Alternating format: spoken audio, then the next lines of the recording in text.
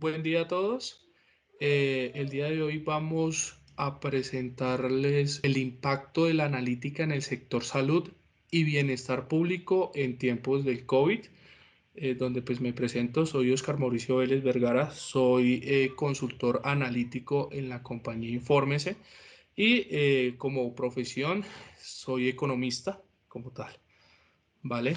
Entonces pues vamos a arrancar con esta exposición donde vamos a evaluar primero que todo cuáles han sido los modelos que ha utilizado los países americanos para evitar las consecuencias que está generando el COVID-19. ¿Qué consecuencias son? Pues las víctimas y pues los casos de infección. Para este proceso vemos que hay dos tipos de modelos utilizados, que uno es la inmunidad de rebaño y la otra es la inmunidad por vacuna. En la inmunidad de rebaño se tiene claro que los países o los gobiernos buscan que el contagio por el virus de COVID-19 sea generalizado y que el mismo organismo trate de prevenir la muerte por consecuencias de su misma infección. Es decir, que una vez ya todos nos haya dado el COVID, la cantidad de fallecimientos por esta enfermedad tendría que reducir. Y esto tiene unas consecuencias iniciales para los gobiernos que serían las siguientes. ¿Habría una cantidad de pérdidas humanas? Claro que sí, en el sentido de que como todos nos iríamos a contagiar, habría poblaciones vulnerables que se han descubierto por medio de la analítica, donde personas mayores de edad podrían fallecer más fácilmente o personas que tengan algún tipo de morfología. Los gastos gubernamentales no serían elevados en el sentido de que el gobierno no tendría que invertir en infraestructura, en temas hospitalarios, para generar una prevención de las pérdidas humanas. Sencillamente podría estar tomando la opción de contagiémonos y continuamos y evaluemos cómo pasamos el COVID. El costo social sería elevado, sería alto, en el sentido de que pues habría gran cantidad de personas fallecidas y esto podría hacer que haya un descontento con lo que representa la gobernación, con lo que representa pues a nivel país, y la credibilidad del Estado pues sería perjudicada. El nivel de endeudamiento poblacional alto pues explica prácticamente que las personas, para evitar contagiarse, tratarían de buscar cualquier medio, y entre esa búsqueda de algún medio de evitar contagiarse podría estar generando allí un gasto no planteado, y ese gasto podría resumirse en un endeudamiento. La economía estaría en cierta manera regulada, en el sentido de que el gobierno no estaría invirtiendo en infraestructura, sino pues trataría de mantener los mismos niveles de ejecución. Esto sería como una explicación básica de lo que representa el modelo de inmunidad de rebaño. Entonces, en la inmunidad por vacuna encontramos los siguientes. Entonces, vemos que puede evitar pérdida de vidas, puede evitar que las personas se contagien de este virus en gran magnitud, pero también tiene sus riesgos en el sentido que el gobierno deberá de invertir recursos en la prevención de los mismos, generando políticas subsidiarias donde los subsidios van a estar dirigidos a las poblaciones más vulnerables, generando inversión en infraestructura dirigido hacia los hospitales.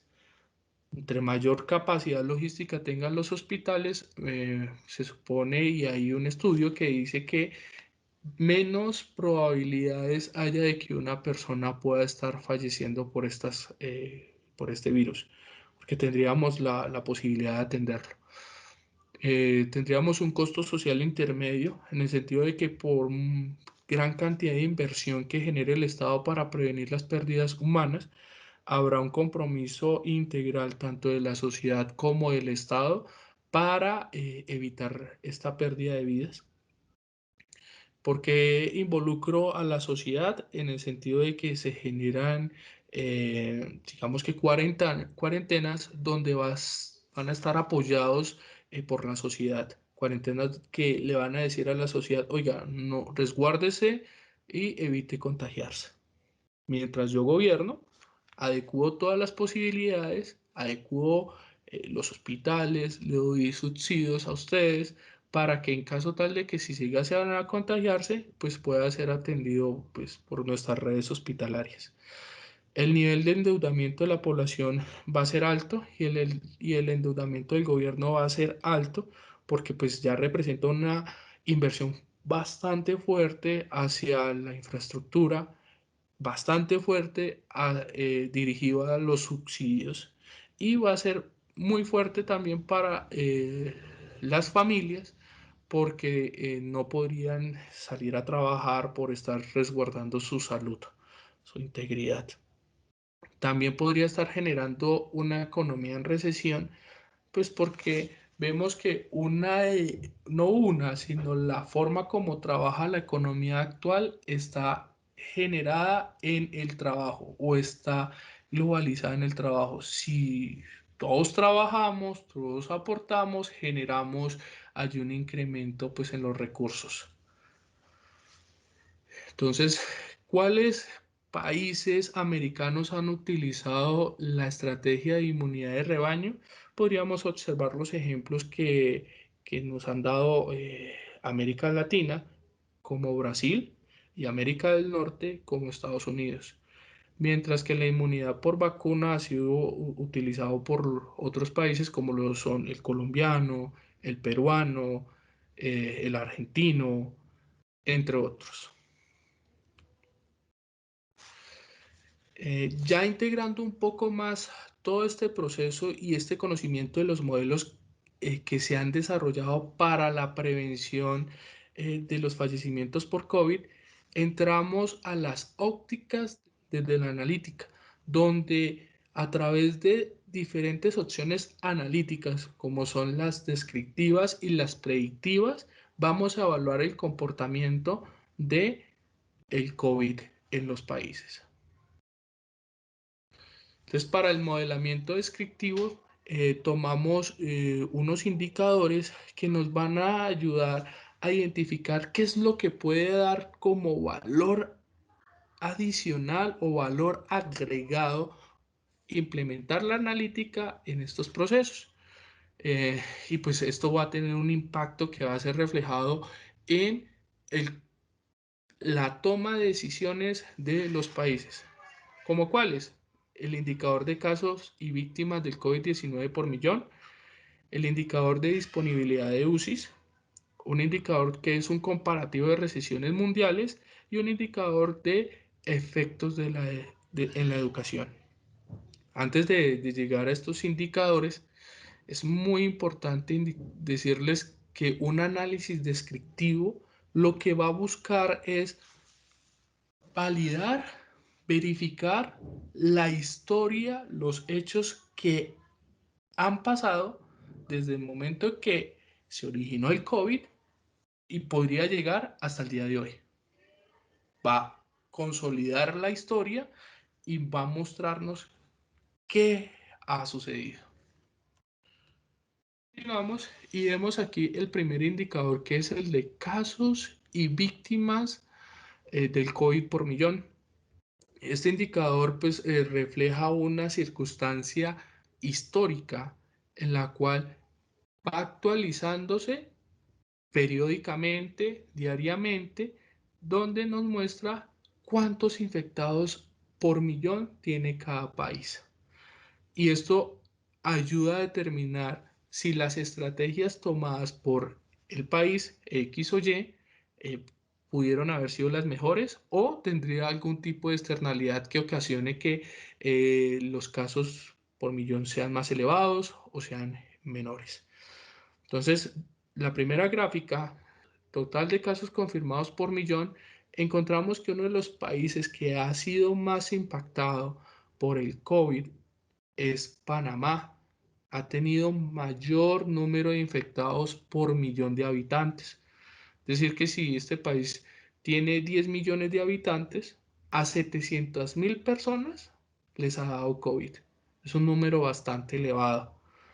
Mientras que en casos como Haití, por cada millón de habitantes, solamente 1.000 personas han sido infectadas. Es decir, que vemos un contraste bastante grande en cuanto a la infección y comparativa entre países. Si nos vamos ahora al otro gráfico, nos dice eh, los fallecimientos por millón de habitantes, ¿sí? Y vemos que el país que está ganando todo el tema de mayor cantidad de número de muertes es Perú. Entonces, podríamos estar evaluando, venga, si Perú, que es el primero en número de muertes y el sexto en número de casos, ¿qué pasó allí? ¿Por qué pasar del el sexto caso, ¿cierto? De contagios al primer puesto en pérdidas humanas? Ahí hay algo por analizar. Habrán consecuencias políticas, habrán consecuencias sociales, habrá consecuencias de inversión para la prevención de la misma muerte. Podríamos estar evaluando en que los casos confirmados representan a que la población está comprometida a evitar el contagio y que en los casos de muerte es que yo ya siendo contagiado no podría acceder a evitar una muerte por este mismo contagio. Entonces, son gráficas analíticas que nos pueden estar diciendo mucho y que tendrían un impacto determinante en las políticas públicas para mejorarlos. Continuamos. Y nos vamos a los casos y víctimas del COVID-19 por millón, donde vemos unas gráficas diferentes en el sentido de que estas gráficas ya verifican el comportamiento periódico. Anteriormente nos mostraban el indicador generalizado, ahora va de marzo a enero de 2001, donde en marzo de 2020 vemos el crecimiento de los casos confirmados exponencialmente hasta mayo de 2020, aproximadamente es donde la mayor cantidad de población se infectó y ya el COVID ha sido frenado por las diferentes estrategias en los países donde el crecimiento, la curva que está tomando, ha sido un poco más clara y ha llegado al punto de equilibrio, aproximadamente pues a los 10.000 casos por millón. Si vemos el siguiente gráfico, vemos el total de casos de muertes por millón de habitantes. Y ahí es donde está el contraste. Ya logramos equilibrar el número de casos confirmados por millón, pero no logramos disminuir la cantidad de muertes que tendríamos allí. Llegamos a un punto de equilibrio donde podríamos estar determinando el impacto que ha tenido el COVID en la vida diaria y en la inversión que los estados han generado. Entonces ahí tendríamos un contraste bastante interesante, el cual analizar y el cual daría una buena toma de decisiones. Tenemos otro indicador que es la disponibilidad de UCIs en Colombia. Eh, Allí lo dice tal cual, a través de un gráfico de mapas se visualiza el indicador de disponibilidad UCI, el cual permite crear estrategias regionales midiendo su capacidad instalada. Eh, a través del conocimiento que nosotros podamos tener cuantitativamente de la capacidad instalada de UCIs en las regiones, podríamos decir, oiga, estamos bien para poder evitar la pérdida de pérdidas humanas dentro del territorio o tenemos que ajustarnos un poco más, incrementar el número de camas UCI o disminuirlo. ¿Sí? Entonces podríamos estar tomando estrategias dependiendo de estos niveles de utilización de camas UCI. Y sería una toma de decisiones de forma inmediata. En el caso de Bogotá, para Colombia, se ha presentado este proceso donde constantemente, por no decir diariamente, se está evaluando el nivel de ocupación de camas UCI, si se debe aumentar o se debe disminuir con base a la cantidad de contagios que se está presentando en el estado. Y regula, en cierta manera, pues los indicadores de gasto público en inversión logística. Todas estas gráficas que les he presentado hasta este momento han sido tomadas de enero a febrero del 2021. Efectos en la educación. Entonces, eh, al menos 1.500 millones de estudiantes no fueron a escuelas durante el pico de la pandemia. Es clave esto porque pues la sociedad busca salvaguardar la integridad de sus hijos.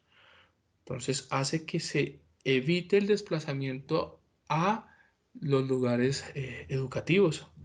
Entonces ya trata de cambiar la metodología de estudio que se ha venido implementando a nivel mundial, donde los hijos iban a una sede a estudiar y ya se está evitando esto para la prevención. También vemos un análisis de unas comparaciones de recesiones mundiales, nos muestran el impacto de la pandemia comparado con otros tipos de recesiones. Y nos dice que de todas las recesiones mundiales ocurridas desde 1990, la provocada por el COVID-19 ha generado las bajas más pronunciadas y rápidas de los pronósticos de consenso sobre el crecimiento. ¿Qué quiere decir esto?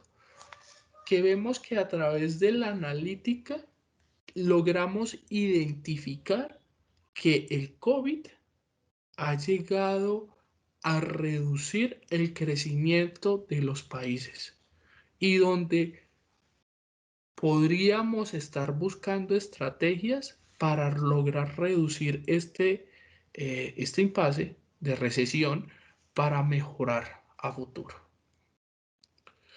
Luego pasamos a la analítica a través de otro proceso que es el modelamiento predictivo. Y para tal cual vemos dos indicadores que les vamos a mostrar, que es la pobreza extrema debido a la pandemia y los flujos de las remesas, donde pues el análisis predictivo lo que va a lograr hacer o lo que busca hacer es tratar de predecir lo que va a suceder, tratar de diagnosticar, pronosticar qué iría a suceder si continuamos con el COVID, etcétera. Observemos, nos dice que sería un pronóstico de número de víctimas COVID-19. Aquí vemos a Estados Unidos y observamos que para marzo la tendencia del número de muertes en la parte izquierda con unas líneas rosadas estaría dando un decrecimiento, una disminución de muertes.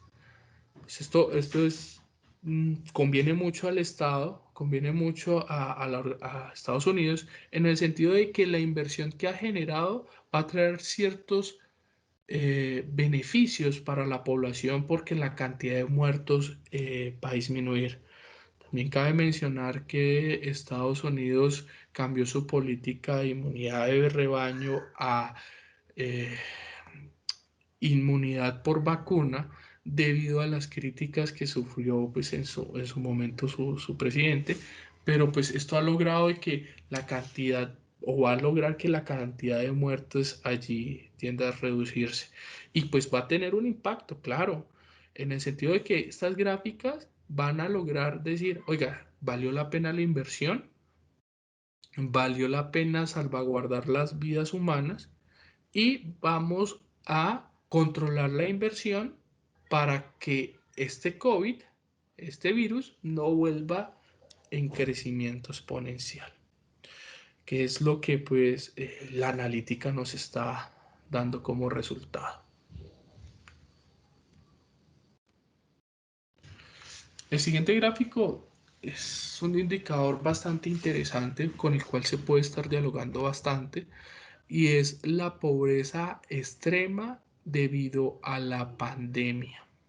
Ya vemos una línea de color azul que se convierte en gris, que es representada como la curva si no tuviéramos el COVID. Y es la curva de disminución de la pobreza a nivel América Latina y el Caribe, dando así de que llegábamos en un punto en el 2016 que tendríamos una pobreza bastante elevada y que para el 2021 iba a disminuir en un punto aproximadamente. Debido al COVID, vemos que se generaron dos líneas diferentes. Una línea de color rojo, que es el escenario a la baja con el COVID, y una línea de color azul, que es el escenario de referencia con COVID-19. Esto nos está mostrando de que si continuamos con el COVID, podría incrementar la pobreza en América Latina y el Caribe. Y si disminuiría o retendríamos el COVID, bueno, incrementó la pobreza, pero pues le pusimos un alto al crecimiento de la pobreza en las naciones. Esto nos va a dar una estrategia o nos va a decir qué tanto fue el impacto que tuvo hacia la población vulnerable, hacia la población de menos recursos, porque va a incrementar la pobreza. Y todo lo que se ha venido desarrollando dentro de los últimos, desde el 2015, que es la disminución de la pobreza puntualmente, casi por 0,1 anualmente, en 2 años se incrementó exponencial. Y tendríamos que buscar estrategias gubernamentales para poder llegar a reducirla. Entonces, el análisis predictivo mejora o nos va a dar un conocimiento a la planeación e impacta directamente en la estrategia socioeconómica de los países. Socio en el sentido de que debemos de mejorar la calidad de vida de las personas y económica, debemos de generar inversión para que estas personas que entran en una pobreza extrema puedan estar mejorando sus condiciones. El flujo de remesas, indicador importante donde vamos a evaluar cuál es el comportamiento de las remesas a futuro a través de una predicción. Vayámonos a la línea verde donde está América Latina y el Caribe. En América Latina vemos que hay un incremento de las remesas desde el 2017 al 2019. A partir del 2019 empieza a disminuir y llegando en el 2021 con un pequeño leve aumento. Este pico hacia abajo indica la llegada del COVID-19, indica que la población pues, americana que trabaja en otros países ya no están enviando la misma cantidad de recursos a través de remesas a sus países orígenes, porque puede ser tener dificultades en el trabajo, puede ser que tenga dificultades en el envío de la misma remesa, o puede ser que el número de habitantes que estaban ubicados en otros países hayan sido desplazados a su nación de origen. Y esto va a tener un impacto en las relaciones pues, económicas de cada uno de los países, porque ya no estaría recibiendo esos recursos que son catalogados como unos recursos de inversión de capital humano. No solamente para América Latina sucede lo mismo. Vemos que esta curva está pronosticada para todos los diferentes indicadores, como el indicador de flujo de remesas en Asia Oriental y el Pacífico, el indicador de flujo de remesas en Asia Meridional. Vemos que había un crecimiento y luego una caída exponencial. Había un crecimiento, una caída. Y también observamos que en África y el sur del Sahara, a pesar de que es muy leve el comportamiento, también lo tuvo. ¿Qué podemos concluir con base a lo que hemos observado?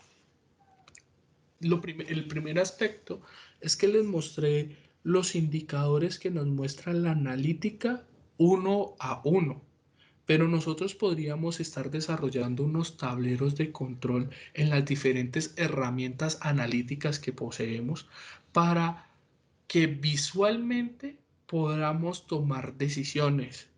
Y esto va a impactar directamente en los procesos productivos, en las tomas de decisiones, en la mejora de procesos. Y todo a través de una sola vista. Indicadores pueden llegar a ser macroeconómicos, microeconómicos o del sector privado. Aquí observamos un tablero de control desarrollado en una herramienta donde condensa los casos confirmados del COVID-19 en Bogotá y vemos cómo a través de diferentes gráficos muestran diferentes tipos de indicadores que impactan muchísimo y que nos muestran un valor agregado a nivel gerencial.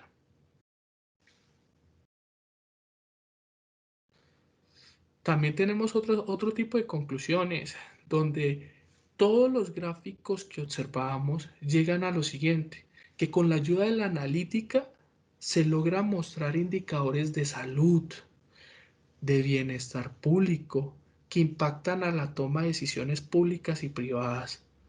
Un solo slide, un solo gráfico es una imagen que muestra mucho. Es una imagen que con la analítica impacta mucho.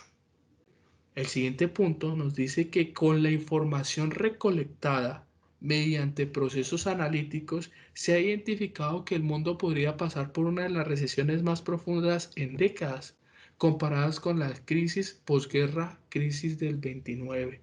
Quiere decir, se presentó un flujo, una estabilidad o una quietud en la producción del país, hace que no haya recursos, el PIB se vea disminuido, el nivel de educación eh, no haya crecido, no se haya ejecutado varios procesos que se desarrollan comúnmente en una economía y estaríamos en cierta manera hablando en un estancamiento económico y social. Por otro lado, también vemos que gracias a la analítica logramos cuantificar el impacto que tiene el COVID-19 en la educación, mostrando que debemos replantear los modelos educativos actuales. Al observar uno de los gráficos que mostré de tipo mapas con unos círculos rojos que identifican que la población ya no estaba yendo a estudiar, no estaba dirigiéndose a sus lugares de estudio, hace que los modelos cambien, el chip cambie en el sentido de que ya nosotros no tendríamos que dirigirnos a una ubicación específica a estudiar, sino que ahora podríamos a través de la misma tecnología generar reuniones de estudio, lo que llamamos hoy en día la virtualidad. Podríamos estar generando aprendizaje a través de la virtualidad, que ya se estaba dando, pero ahora con un mayor número y ahora con una mayor profundidad y mayor alcance. La estrategia de inmunidad por vacuna adoptada por los países americanos ha tenido éxito. Claro que sí, porque es una estrategia que a pesar que genera endeudamiento, estamos salvando la población, que esta misma población va a ayudar poco a poco al crecimiento, al desarrollo del país con su propio trabajo. En salvar vidas, según lo muestran los indicadores, pero ha ocasionado incrementos en la pobreza. Pues digamos que el riesgo que también está tomando los países, en el sentido de que sí, está salvaguardando la vida, pero está desmejorando en cierta medida otros indicadores, como es la pobreza extrema, un indicador que difícilmente en la gráfica mostramos se recupera, que es paulatinamente y en años. Invitaría a todos que iniciemos un camino juntos en la analítica a través de nuestras redes sociales que se las estaríamos compartiendo.